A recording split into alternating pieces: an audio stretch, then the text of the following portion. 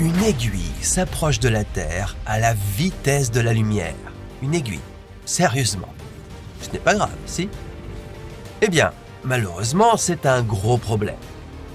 Une aiguille voyageant à cette vitesse aurait des effets dévastateurs sur Terre.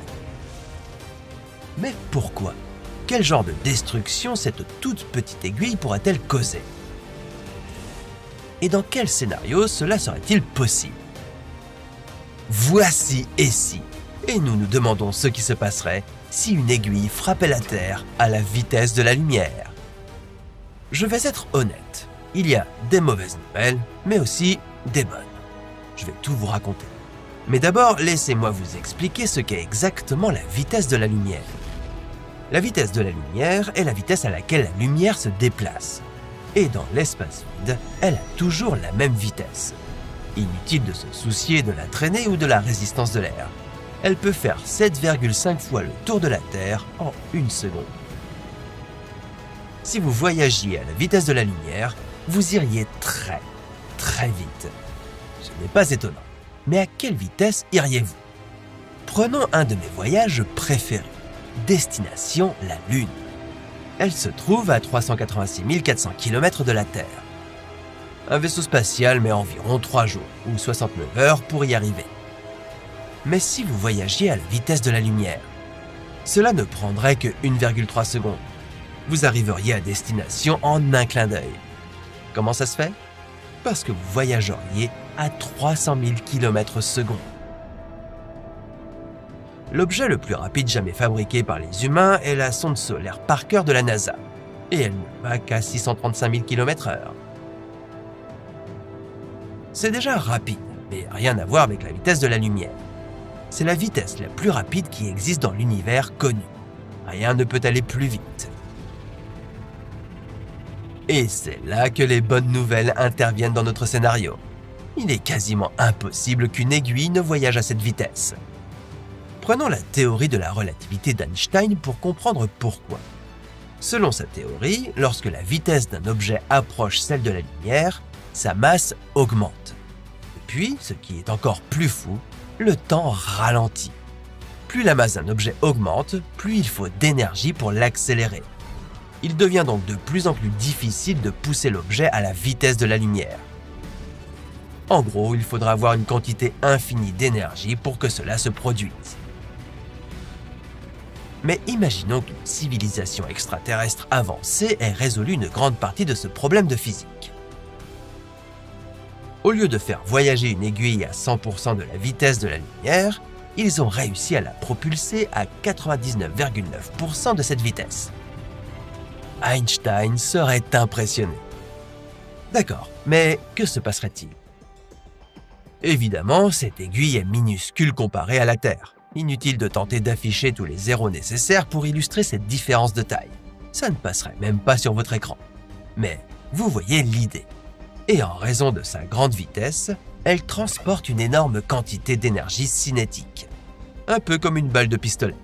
Petite, mais capable de causer de sérieux dégâts en raison de la vitesse à laquelle elle se déplace. Alors, voyons ce qui se passe si cette aiguille frappait la Terre. Et si cela atterrissait dans l'endroit le plus magnifique de New York? Non, on ne parle pas de Times Square, mais de Central Park. Lorsqu'elle entrerait dans notre atmosphère, cela générerait une énorme quantité de friction. Nous savons que les vaisseaux spatiaux s'enflamment lors de leur entrée dans l'atmosphère terrestre, à cause de la friction et de la chaleur dans l'air. Il est donc possible que cette aiguille commence à brûler aussi, voire même à se désintégrer. Mais disons qu'elle parvient à continuer son chemin.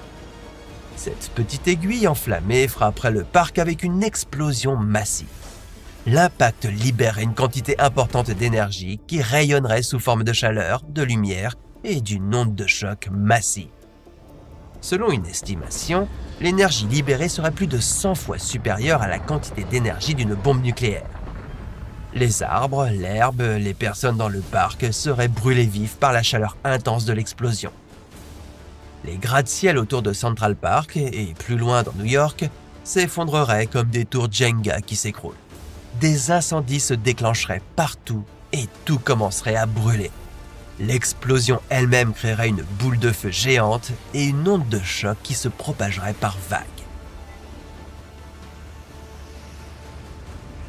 Mais cette onde ne se contenterait pas de secouer New York.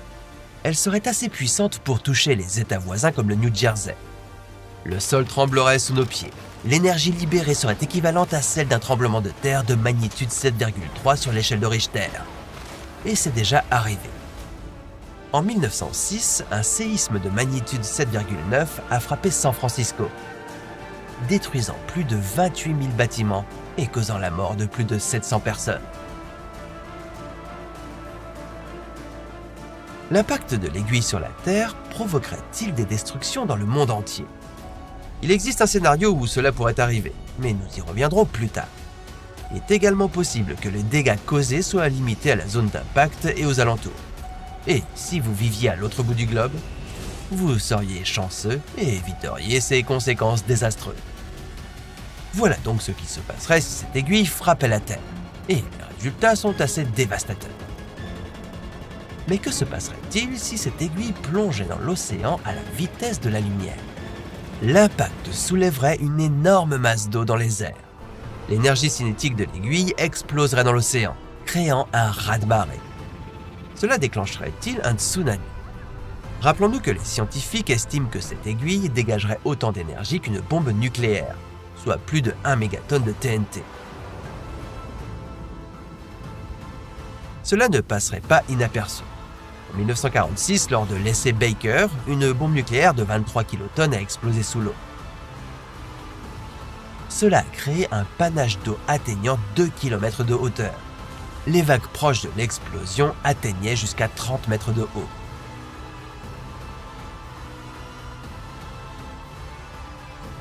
Notre aiguille pourrait donc provoquer un gigantesque panache d'eau. Mais il est peu probable qu'elle génère un tsunami. C'est parce que l'aiguille ne créerait une explosion qu'à un seul point dans l'eau. Mais pour qu'un tsunami se déclenche, des changements massifs d'eau sont nécessaires sur de vastes zones. Cela n'est créé que par des grands mouvements géologiques, comme les tremblements de terre sous-marins. La bonne nouvelle, c'est qu'il n'y a pas à s'inquiéter d'un tsunami comme celui qui s'est déroulé dans l'océan Indien en 2004, soit l'équivalent de 23 000 bombes d'Hiroshima. Oui, la nature est beaucoup plus puissante que cette aiguille. Voilà ce qui pourrait arriver à notre planète. Mais que se passerait-il si cette aiguille vous frappait, si elle touchait directement un corps humain?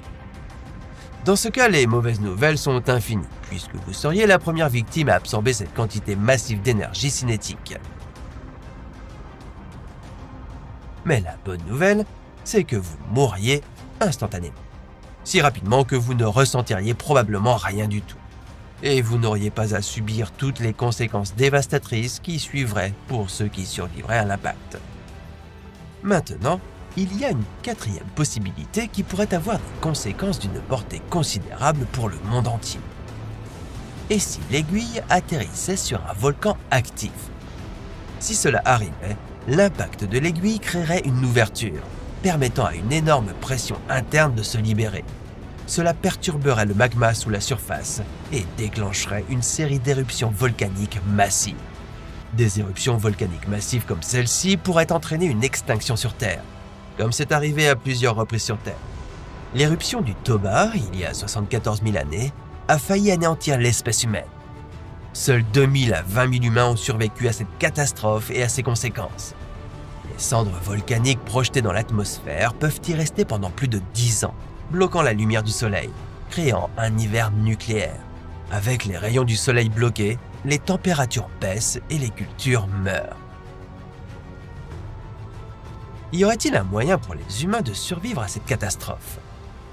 Il est difficile d'imaginer comment les humains pourraient survivre 10 ans ou plus avec des systèmes agricoles complètement anéantis.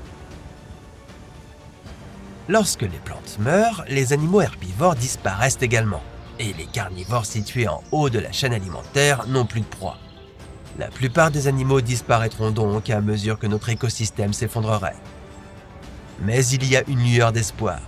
Les scientifiques ont découvert que certaines régions de l'hémisphère sud, comme l'Australie et la Nouvelle-Zélande, pourraient réussir à produire de la nourriture dans ces conditions extrêmes, même avec très peu de lumière solaire et des températures basses.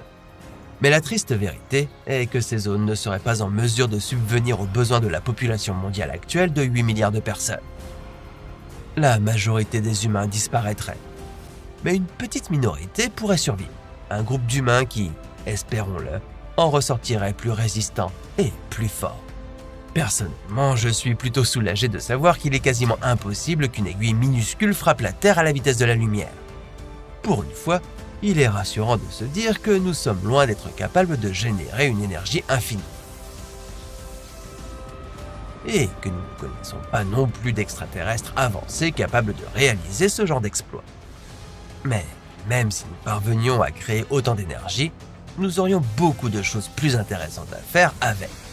Qui sait, un jour, peut-être que nous aurons assez d'énergie pour devenir une civilisation de niveau supérieur sur l'échelle de Kardashev. Mais ça, c'est une histoire pour un autre. Et si